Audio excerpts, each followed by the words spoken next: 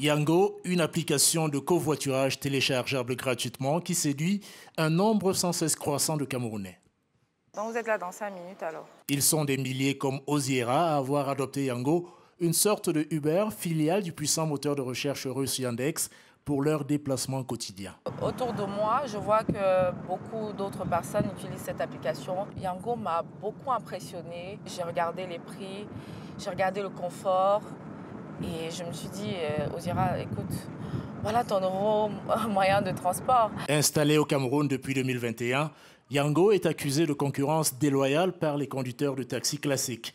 Une accusation qui a poussé les autorités camerounaises à suspendre depuis le 6 février 2023 les activités de la compagnie russe, laquelle est sommée de constituer un siège, une succursale, un bureau, une représentation ou une coentreprise au Cameroun et surtout de s'immatriculer auprès de l'administration fiscale.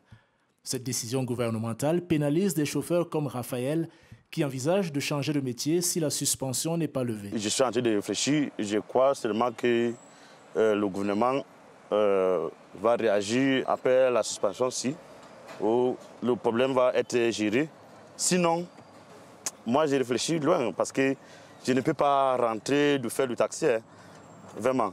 Parce que le travail du Yango, c'était bien. Depuis la décision du ministre des Transports, les véhicules aux couleurs de Yango se font rares dans les rues de Yaoundé, même si le service se poursuit à travers des voitures banalisées au grand dam des associations de consommateurs qui souhaitent qu'une solution rapide soit trouvée. En tant que représentant des usagers de Yango, nous voulons que Yango se conforme le plus tôt possible pour continuer à nous servir. En attendant, les négociations sont en cours entre les responsables de Yango et le ministère camerounais des Transports pour tenter de lever la mesure de suspension qui frappe l'application russe.